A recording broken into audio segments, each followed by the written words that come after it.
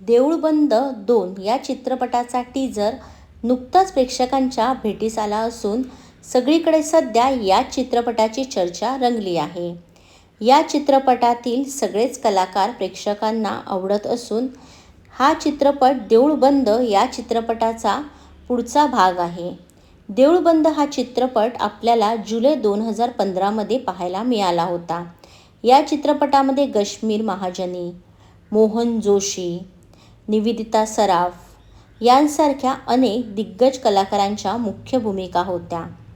पण त्यातही बालकलाकार आर्या घारे प्रेक्षकांचं मन जिंकलं होतं. ही आर्या आता काय करते हे आज आम्ही तुम्हाला या व्हिडिओद्वारे सांगणार आहोत.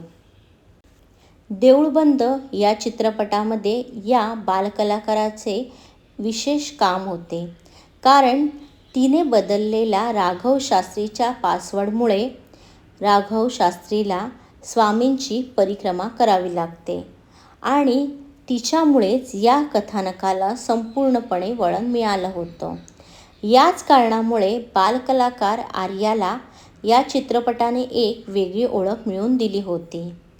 आर्या सध्या काय करते याविषयी आम्ही आज तुम्हाला सांगणार आहोत. आर्या ही सोशल मीडियावर नेहमीच सक्रिय असते. ती तिचे अनेक फोटो सोशल मीडियाला शेअर करत असते. तिने नुकतीच सोशल मीडियाद्वारे देऊळबंद 2 या चित्रपटाला शुभेच्छा देखील दिल्या आहेत. तसेच तिचे प्रवीण तरडे यांच्यासोबतचा देखील एक फोटो आपल्याला पाहायला मिळतो.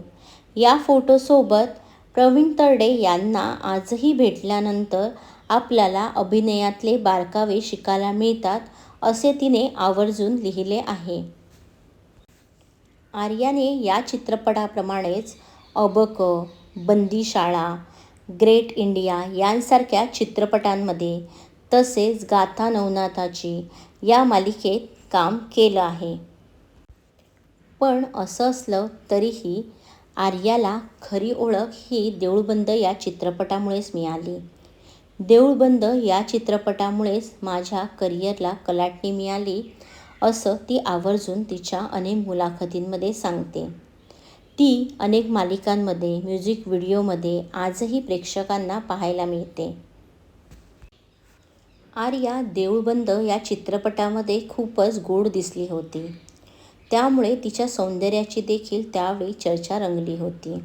आर्या आज देखील तितकी सुंदर दिसते.